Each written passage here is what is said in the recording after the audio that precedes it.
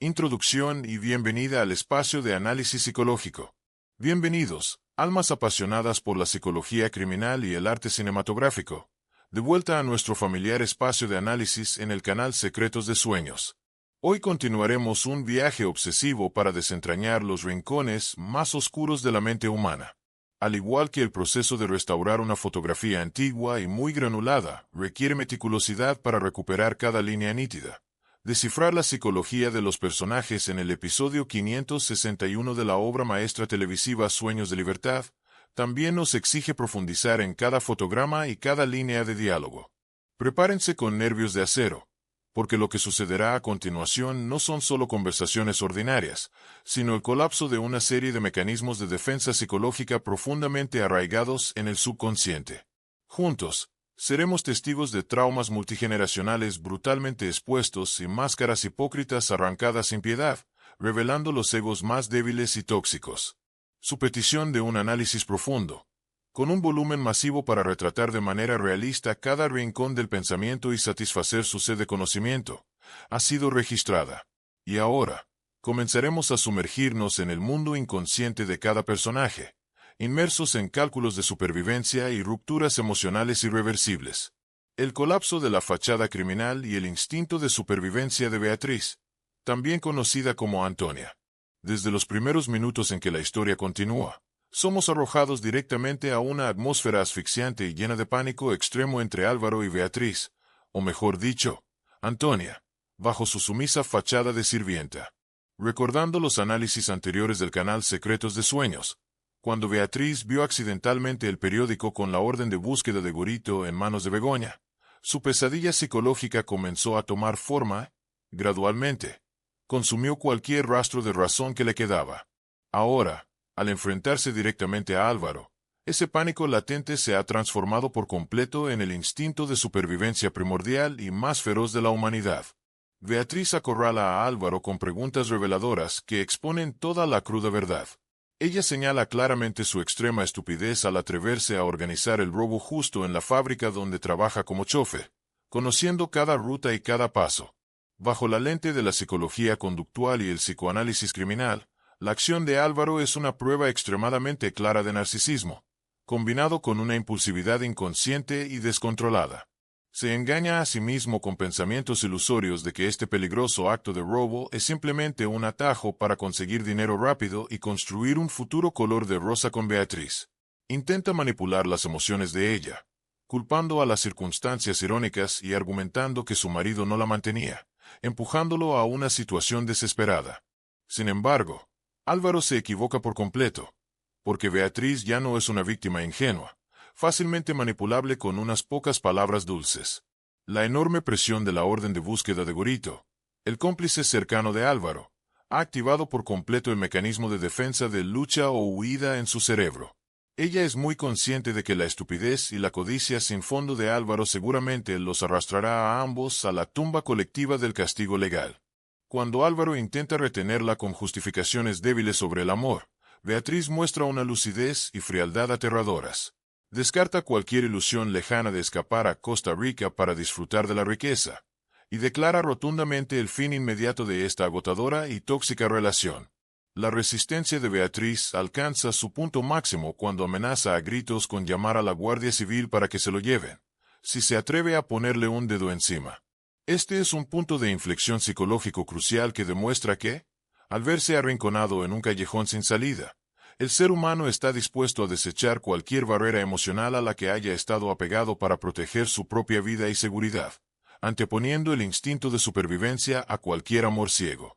La máscara religiosa y la sofisticada manipulación psicológica del padre Agustín.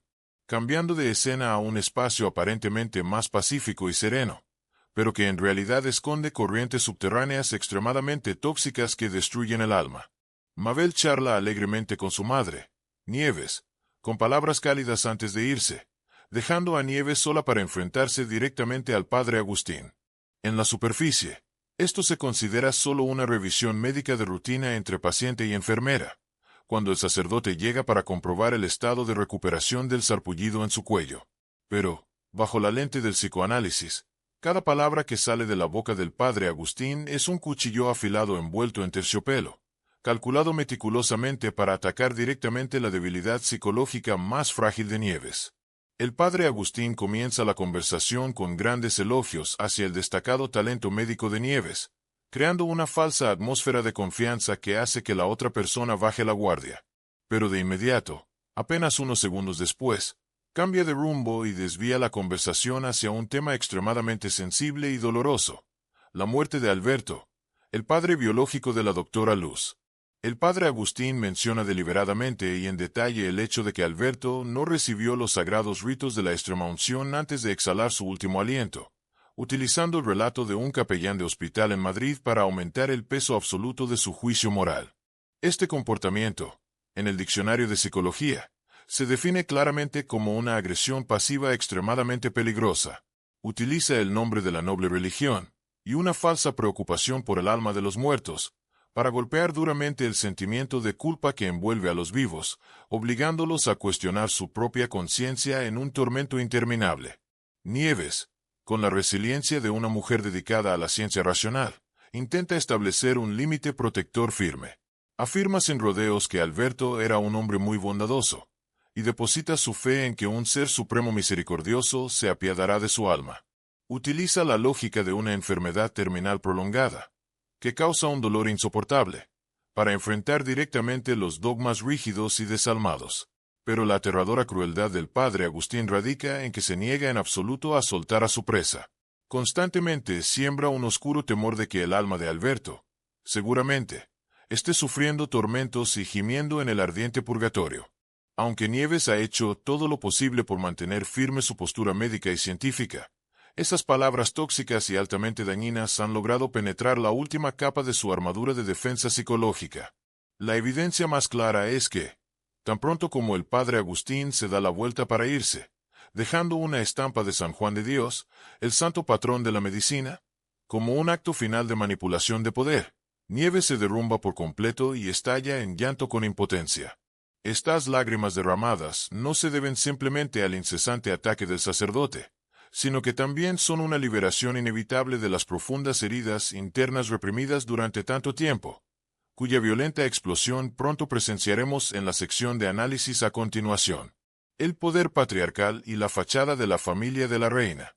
La trama nos lleva hábilmente de vuelta al centro del poder supremo del clan de la reina, donde Andrés entra en la habitación privada de su padre, Damián, para informarle sobre el grave robo del camión de la fábrica, a través de un periódico reciente que muestra una imagen clara del sospechoso, Gorito. Posteriormente, padre e hijo mantienen una conversación muy alegre y abierta, trayendo una rara atmósfera festiva a esta familia. Sin embargo, detrás de esas sonrisas e interacciones aparentemente cálidas, Damián no olvida intentar mantener la imagen de un patriarca autoritario y tranquilo que controla todo. Expresa en voz alta su esperanza de que la policía pronto encuentre al culpable para castigarlo adecuadamente, y espera que toda la familia tenga una gran cena de celebración.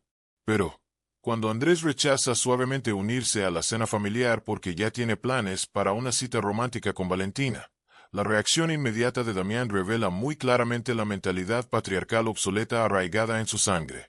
Aunque de la boca para afuera siempre dice palabras hermosas y se muestra agradecido con Valentina por traer nueva alegría y vitalidad a su hijo, su verdadera actitud es de desdén y menosprecio. Damián es completamente incapaz de aceptar ideas libres y liberales en el amor moderno, siempre creyendo que los hijos deben someterse a los horarios y deseos de la familia. La imposición autoritaria de Damián está siempre presente en cada rincón, creando una atmósfera asfixiante que reprime secretamente toda aspiración personal, incluso dentro de su propia y magnífica mansión. El informe de psicología criminal, sobre el pasado de Damián y el suicidio inducido de Gervasio. Inmediatamente después de ese momento familiar feliz, pero lleno de hipocresía, la serie asesta un tremendo golpe psicológico a la percepción de la audiencia a través del sombrío recuerdo de Damián sobre su difunto amigo Gervasio. Esta es la llave maestra más importante para que podamos descifrar el origen de toda la tragedia de esta familia aristocrática. El flashback nos lleva lentamente de vuelta al pasado, cuando Gervasio estaba cayendo en un estado de depresión severa y colapso total tras la trágica muerte de Catalina. Gervasio confiesa dolorosamente su extrema impotencia, sin tener ya la mente para continuar dirigiendo el complejo negocio, y deseando desesperadamente vender todas sus acciones a la empresa rival, Floral, en busca de una salida para liberar su alma. La reacción de Damián en este momento de vida o muerte revela claramente la verdadera naturaleza de un narcisista cruel y de sangre fría, y de un capitalista sin corazón. En lugar de mostrar empatía y compartir el enorme dolor por la pérdida de su mejor amigo, el leal socio que se había mantenido hombro con él para construir un negocio masivo, Damián lo considera egoístamente como una traición atroz dirigida personalmente hacia él. Descarta de plano y se niega a escuchar los débiles intentos de explicación de Gervasio, obligando a su amigo, que sufre un trauma psicológico severo y ha perdido la voluntad de vivir, a venderle todas sus valiosas acciones exclusivamente a él. Cuando Gervasio se niega porque el precio que ofrece Damián es demasiado miserable y barato, y podría empujar a su familia a la bancarrota y a la indigencia, Damián decide utilizar la manipulación psicológica más despreciable, vil y cruel que un ser humano pueda concebir. Damián menciona con voz ronca el nombre de Mario Garcés, y amenaza con exponer la orientación sexual secreta de Gervasio, revelándola a toda la sociedad. Cabe destacar que, en el contexto de una sociedad extremadamente conservadora de esa época, etiquetar a un hombre como homosexual o de tener una relación extramarital ilícita con alguien del mismo sexo, era realmente una cruel sentencia de muerte en términos de honor, capaz de destruir a todo un linaje. Damián no duda en utilizar los términos más repulsivos y despectivos para atacar directamente la dignidad y la autoestima de su amigo. Amenaza con arruinar por completo la vida, la carrera y el futuro de la familia de Gervasio, si él no obedece y firma ese fatídico documento de transferencia de acciones. Esta persecución despiadada e implacable, junto con la amenaza de informar de inmediato a la Guardia Civil en la oscuridad de la noche, es el golpe mortal más cruel que corta la última esperanza de vida de Gervasio. El comportamiento inhumano de Damián encaja perfectamente, hasta el último detalle, con el perfil psicológico de los maestros del abuso psicológico profesional. Es extremadamente astuto al explotar el secreto personal más profundo y doloroso, golpeando con fuerza el miedo supremo de la víctima para lograr sus sucios objetivos económicos. El colapso y la muerte de Gervasio no son en absoluto un suicidio causado simplemente por la depresión, sino que en realidad es la consecuencia directa e innegable de un suicidio inducido, sofisticado y brutal, orquestado y ejecutado por las propias manos manchadas de sangre de Damián, sin una pizca de piedad. El desgarro de la conciencia y el papel de Digna como un ancla moral. Volviendo a la realidad asfixiante, el recuerdo termina, dejando a Damián hundido profundamente en el lodazal de un tormento extremo y un miedo vago. La aterradora obsesión de la imagen final y destrozada de Gervasio carcome incesantemente su mente, haciendo que su respiración se vuelva pesada. La oportuna aparición de Digna en este preciso momento juega un papel sagrado como una sólida ancla moral, obligando a Damián a enfrentarse directamente a la cruel realidad. Digna aconseja resueltamente y con un tono innegable que el tormento vacío y sin sentido en la oscuridad nunca podrá resolver nada, y que Damián debe ir obligatoriamente a confesar toda esa oscura verdad a Pablo Salazar para liberarse. El hecho de que Damián asiente y acepte ir a ver a Pablo marca un cambio psicológico de suma importancia y un punto de inflexión. Aunque, desde la perspectiva de Secretos de Sueños, todavía debemos cuestionar y dudar de la sinceridad de un manipulador profesional que lleva múltiples máscaras.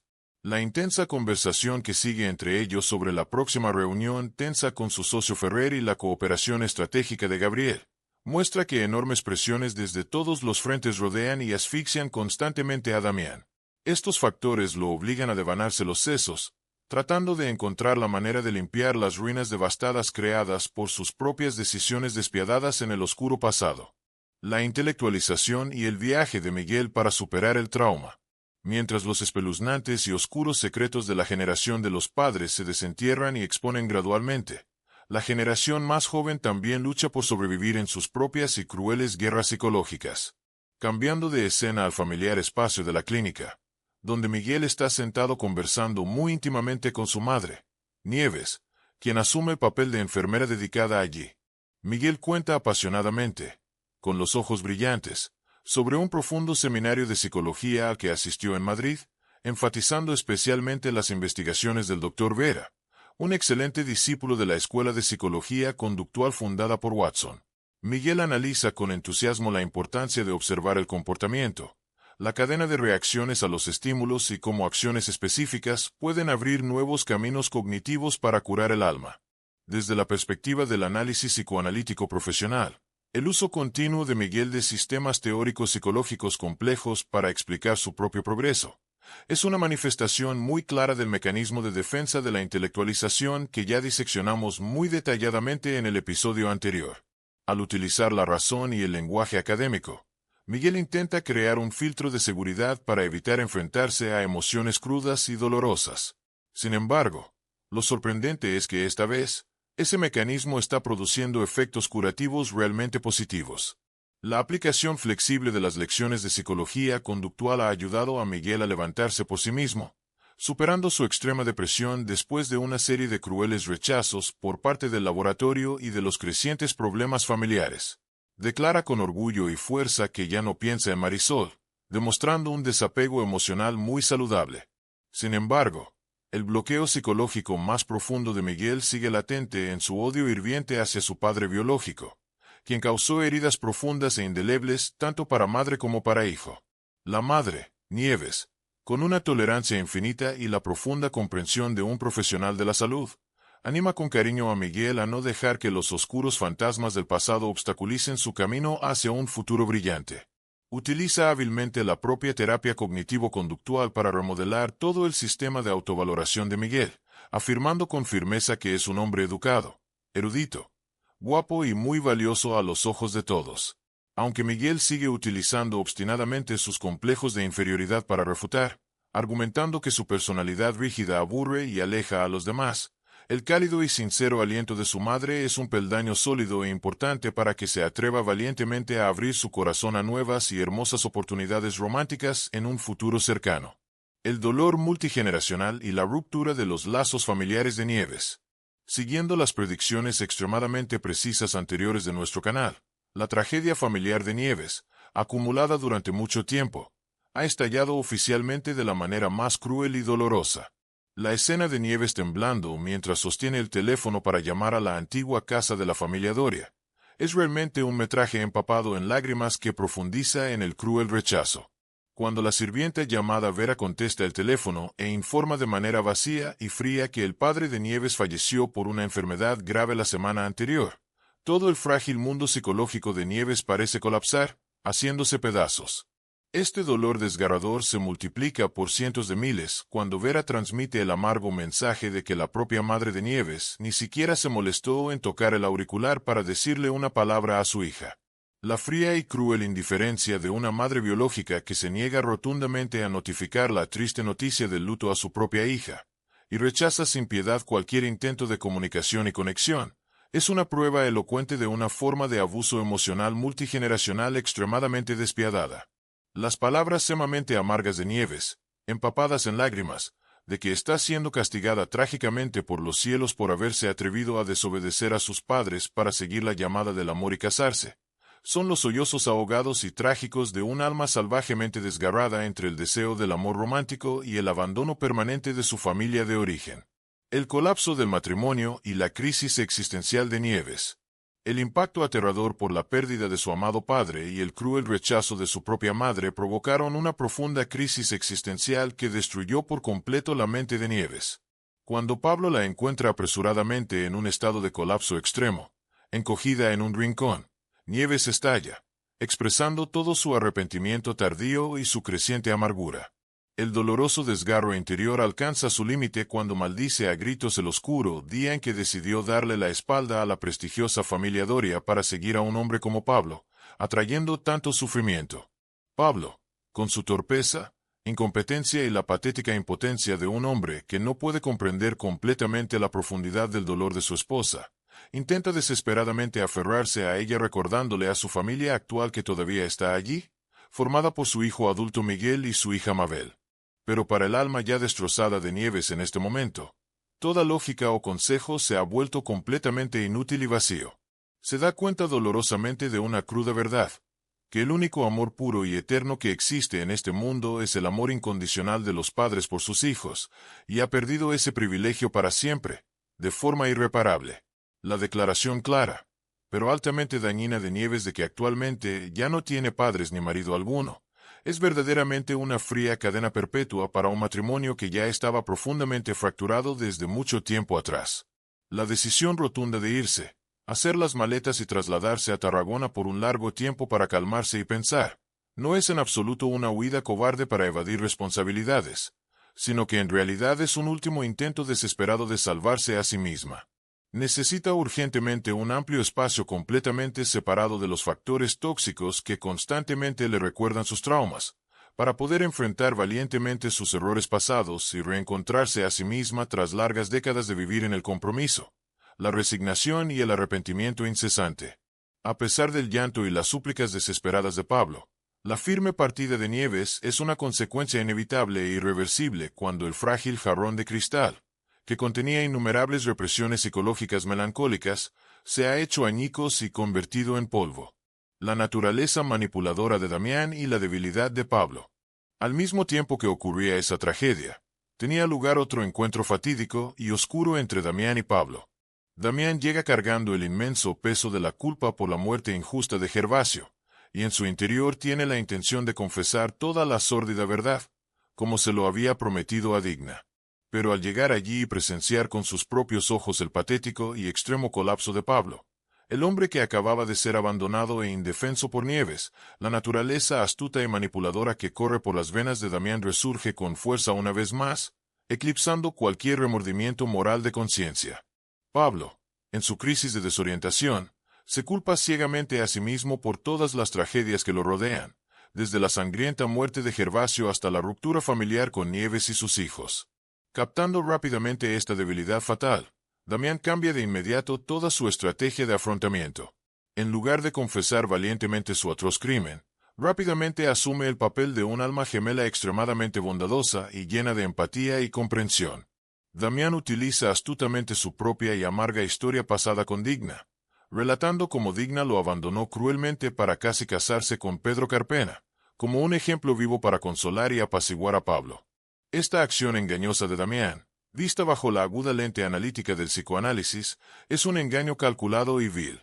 Se aprovecha sin piedad del dolor extremo de Pablo para crear una fachada que racionaliza el retraso indefinido de su confesión mortal.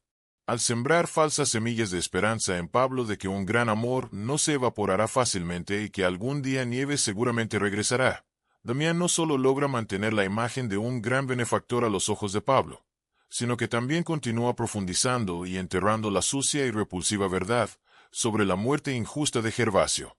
La infinita astucia de un narcisista de sangre fría se muestra a la perfección e impecablemente en cómo siempre sabe explotar cada situación adversa y transformarla en una oportunidad de oro para consolidar su poder supremo y su imagen santa. El despertar feminista y la decisión definitiva de Carmen. En completo contraste con el estancamiento sin salida de Nieves, el ardiente flujo psicológico de Carmen trae una vitalidad extremadamente fuerte y fresca a la autodeterminación e independencia de la mujer. La despedida bañada en lágrimas, pero sumamente resiliente entre Carmen y su amiga íntima Claudia en la estrecha casa de huéspedes, es una de las escenas más liberadoras y de mayor despertar de todo este episodio. Carmen comparte entre lágrimas que su pésimo marido, Tasio, se ha arrodillado rogando perdón, prometiendo y jurando que despedirá de inmediato a la coqueta sirvienta Paula y que cambiará de actitud. Pero con la asombrosa lucidez de una mujer que ha sufrido demasiados traumas profundos, Carmen se da cuenta claramente de que esas promesas vacías son solo la aburrida repetición de un ciclo de abuso psicológico con el que está demasiado familiarizada y harta. Se psicoanaliza a sí misma con una perspicacia admirable, creyendo que no puede seguir desperdiciando el resto de su vida en celos enfermizos y tortuosos, ni convertirse en un policía que siempre tiene que acechar y vigilar cada acción furtiva de su marido.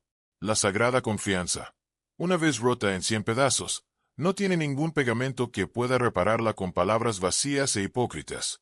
La decisión rotunda de hacer todas las maletas y mudarse en secreto a la lejana tierra de Bilbao para vivir con un primo lejano, es un movimiento estratégico absolutamente brillante y valiente por parte de Carmen. El hecho de que elija inteligentemente un lugar donde Tasio no tiene ni la más mínima pista para encontrarla, con el fin de empezar de nuevo y reconstruir su vida trabajando honradamente como vendedora, demuestra una fuerza interior extraordinaria y una capacidad de independencia financiera admirable. Cuando Claudia, ingenuamente, Le aconseja a Carmen que se calme y lo reconsidere por temor a que Tasio denuncie a la policía y la arresten por abandonar el hogar ilegalmente. La actitud de resistencia feroz y ardiente de Carmen, amenazando con armar un escándalo y destapar todas las sucias infidelidades de Tasio si se atreve a hacerlo. Es el poderoso rugido de una leona que ha roto y escapado por completo de sus cadenas de esclavitud. La firme promesa de Claudia de guardar el secreto marca el fin completo e irreversible de la ilusión matrimonial, empujando a Tasio a una sentencia de soledad y humillación creada por sus propias manos. El narcisista acorralado y el abandono de Paula. Inmediatamente después de la orgullosa partida de Carmen, presenciamos de inmediato el rostro verdaderamente repulsivo del narcisista Tasio, cuando es acorralado durante un diálogo traicionero con su amante Paula. Paula busca a Tasio con una frágil esperanza de retener su afecto, confesándole entre lágrimas que está sufriendo inmensamente porque se ha enamorado perdidamente de él. Sin embargo, Tasio en este momento se ha despojado por completo y limpiamente de su falsa máscara de galán caballeroso. Con extrema frialdad, empuja toda la responsabilidad hacia la débil mujer, Paula, culpando de no haber podido controlar sus instintos, y declarando con firmeza y crueldad que luchará hasta el final para recuperar a su esposa legal. La despiadada desvergüenza de Tasio alcanza su punto álgido cuando sugiere descaradamente pedirle a su padre que despida a Paula de inmediato, arrojándole una sucia suma de dinero como indemnización para que se vaya lejos, hasta Madrid, y no aparezca nunca más. Para un narcisista como Tasio, Paula ahora es simplemente un obstáculo extremadamente molesto, una prueba viviente de su sucia vileza que debe ser limpiada y eliminada de inmediato para que él pueda interpretar tranquilamente el papel del pobre marido arrepentido. La extrema indignación de Paula al rechazar rotundamente esa suma de dinero sucio y humillante expuso el narcisismo extremo del sistema ideológico patriarcal corrupto, donde las mujeres de clases vulnerables siempre son tratadas como juguetes o herramientas para satisfacer deseos bestiales, y luego son arrojadas a la basura sin piedad cuando ya no tienen ningún valor de explotación. La carta de despedida de Carmen. La roca psicológica que aplasta a Tasio.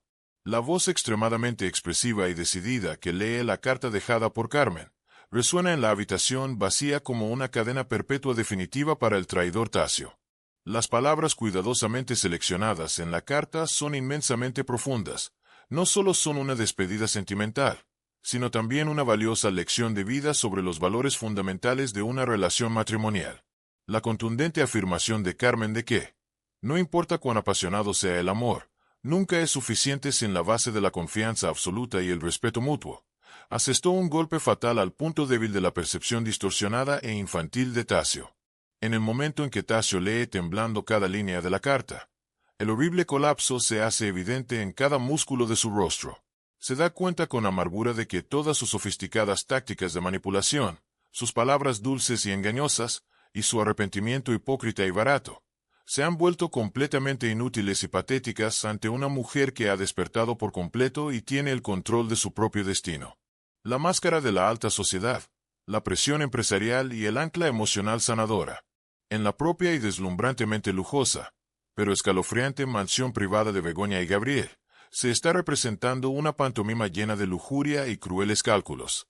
Gabriel está sentado pensativo en medio de la espesa oscuridad, acariciando suavemente una copa de vino caro, llevando consigo la arrogancia de alguien que nunca sabe cuándo detenerse. Intenta huir de la cruel realidad de un matrimonio clínicamente muerto, y de las sofocantes presiones comerciales que lo asedian por parte de su socio Brossard. Y entonces, Beatriz, bajo la fachada de Antonia, la sirvienta obediente y dócil de todos los días, aparece de repente rompiendo el silencio. Ya no tiene la habitual apariencia sumisa y cabizbaja, sino que luce con confianza un camisón seductor, fino y muy provocativo, acercándose con gracia paso a paso a su presa embriagada. Desde la perspectiva de la psicología criminal y el psicoanálisis profundo, esto no es en absoluto una simple seducción física derivada del amor, sino un arma afilada de supervivencia, una manipulación de poder magistral a cambio de seguridad. Beatriz utiliza hábilmente su cuerpo juvenil como un ancla carnal para atar a Gabriel, convirtiendo al jefe supremo y autoritario en una marioneta dócil y embelesada, con el fin de allanar el camino para sus oscuros planes futuros y protegerse de la pena de prisión que pende sobre su cabeza. mientras los dos se entrelazan fuertemente y se lanzan a una orgía llena de pecado e instinto salvaje. ¿No se dan cuenta de que, fuera de la fría ventana, Álvaro, el amante y también cómplice cobarde de Beatriz, está paralizado en el silencio de la oscuridad, observando cada movimiento de la pareja? La mirada de Álvaro en este momento contiene una mezcla muy compleja, entre la cobardía patética de alguien que presencia con sus propios ojos cómo le ponen los cuernos, la humillación de un hombre impotente que no puede proteger a su mujer, y también el cálculo frío y despiadado de un criminal astuto que espera el momento oportuno para usar este mismo sórdido secreto como herramienta para chantajear a Gabriel en el futuro, empujando todo hacia una espiral de destrucción. Paralelamente a ese panorama de deseos tóxicos y cálculos crueles, en otro espacio, florece y da frutos un hermoso y puro proceso de curación psicológica. Andrés acompaña suavemente a Valentina de regreso a su habitación después de una noche llena de anclajes emocionales positivos que ayudan a calmar las heridas sangrantes del corazón. Se detienen frente a la puerta conversando apasionadamente, intercambiando miradas cálidas y sinceras que disipan la frialdad de la noche solitaria.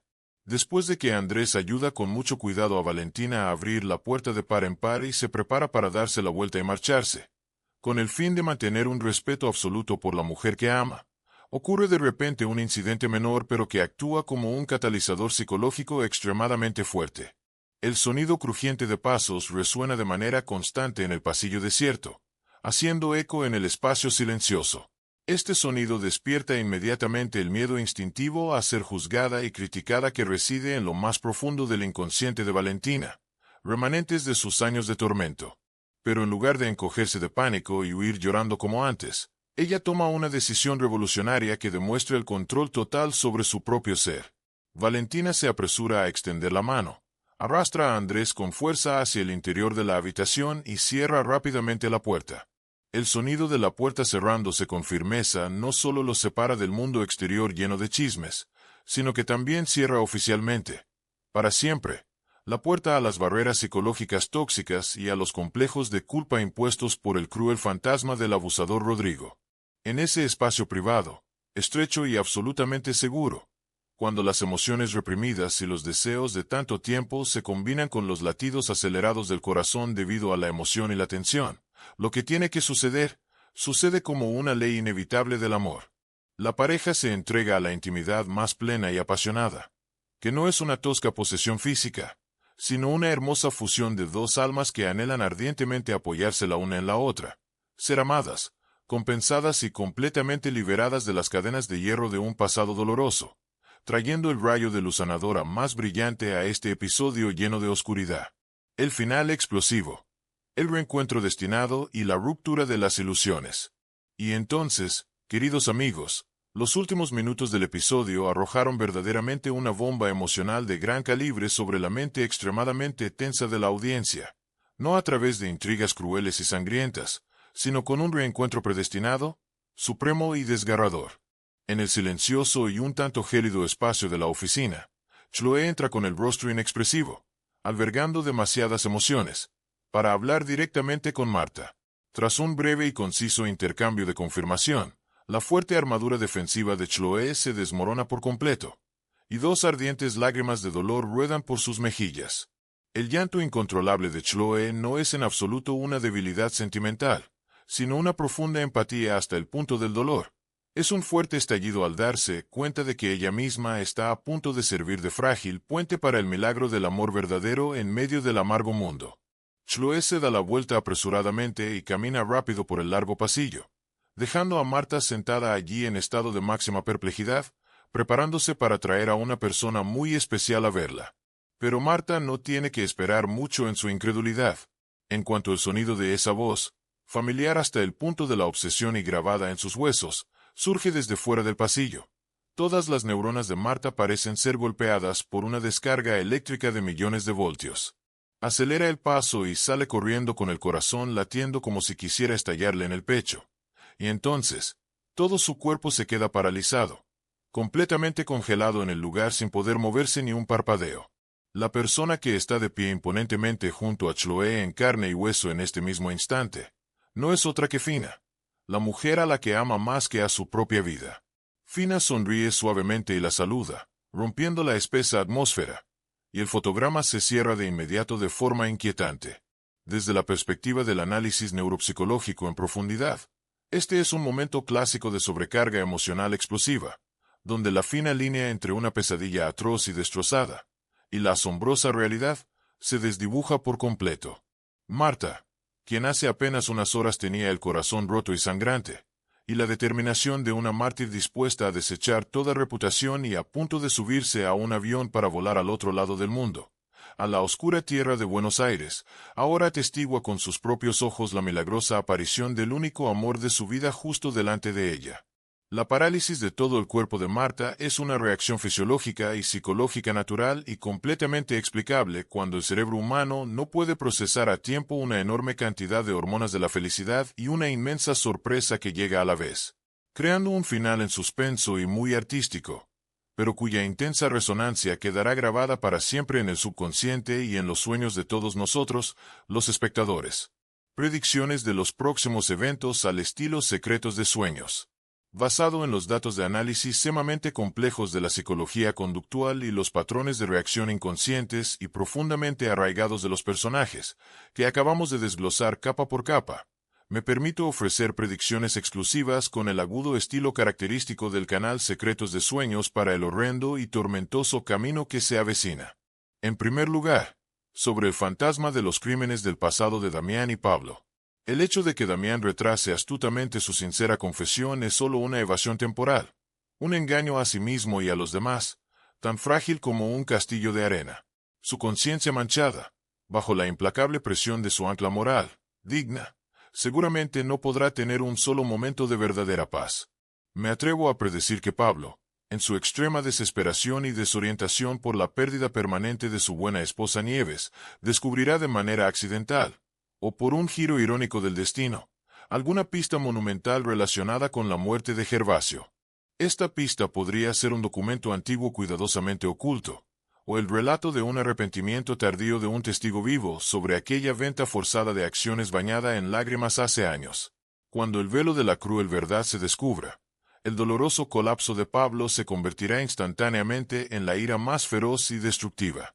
Seguramente no se detendrá ante ninguna táctica despiadada y de sangre fría para destruir la reputación y la enorme carrera de Damián, provocando un catastrófico colapso en cadena de todo el orgulloso imperio de la familia de la reina.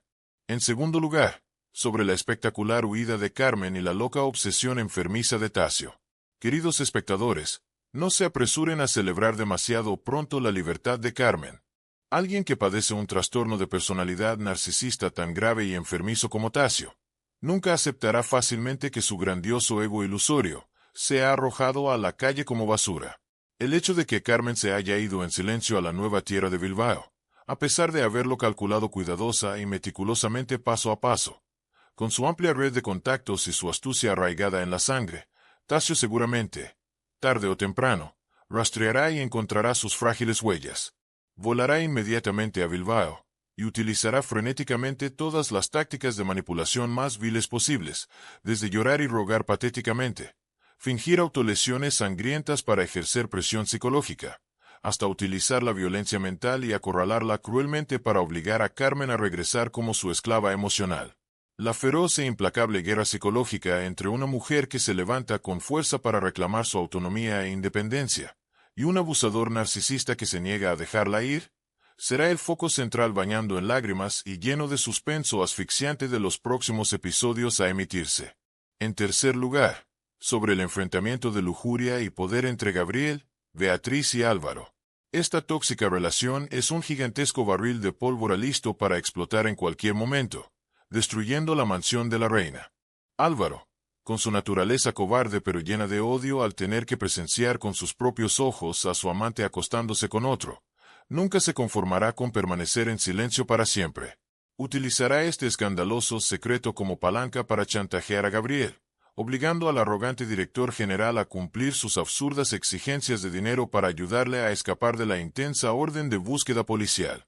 En cuanto a Gabriel, la arrogancia ciega le hará caer en la trampa perfecta tendida por Beatriz y Álvaro, despojándolo de todo su honor y poder.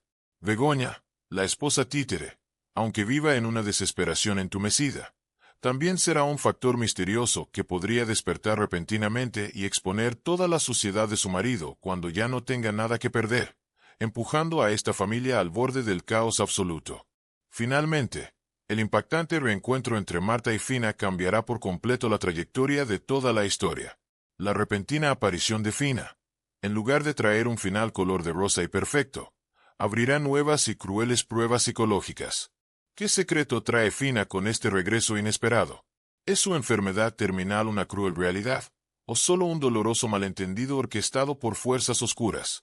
Marta se verá acorralada y obligada a tomar decisiones de vida o muerte extremadamente difíciles, forzada a levantarse y luchar directamente contra su propia y poderosa familia, desmantelando todas las estrictas barreras de prejuicios sociales para proteger plenamente el amor verdadero. El camino que les espera será un cuadro de sangre y lágrimas, donde el amor deberá superar las pruebas más duras entre la vida y la muerte. Conclusión y llamado a comentar. El tormentoso episodio 561 hectáreas concluido oficialmente, dejando tras de sí las ruinas devastadas de relaciones que alguna vez fueron muy unidas y la desintegración en humo de las ilusiones de una felicidad efímera. Esta magnífica serie no es simplemente una obra de entretenimiento para pasar el rato, sino que es verdaderamente un diccionario vivo, una enciclopedia invaluable sobre los sofisticados mecanismos de defensa psicológica inconscientes, la corrupción extrema del poder del dinero, y el dolor insoportable de los traumas mentales que nunca pueden sanar. Hemos presenciado con nuestros propios ojos cómo el amor sagrado fue pisoteado cruelmente por la vil mentira, cómo la religión y las creencias se convirtieron en sucias herramientas de manipulación y lucro, y como el poder patriarcal tóxico ha aplastado la dignidad y el valor humanos. Entonces, talentosos y eruditos psicoanalistas de la comunidad de secretos de sueños, ¿qué piensan sobre la seducción llena de cálculos de supervivencia de Beatriz hacia Gabriel? ¿Y será el inesperado reencuentro entre Marta y Fina realmente el comienzo de un milagro de amor, o solo una fachada para una tragedia aún más cruel a punto de suceder? Participen con entusiasmo dejando sus deducciones extremadamente agudas y sus perspectivas únicas de análisis psicológico justo en la sección de comentarios, para que podamos continuar diseccionando y analizando aún más profundamente estos oscuros y fríos rincones. No olviden pulsar el botón de suscripción para seguir el canal Secretos de Sueños, y compartir inmediatamente este video de análisis con sus amigos que comparten la misma pasión inagotable, para que podamos seguir caminando juntos, codo a codo, en los viajes de exploración psicológica espeluznantes y obsesivos de los personajes en los próximos y emocionantes episodios. Adiós y hasta pronto a todos ustedes, cuando las últimas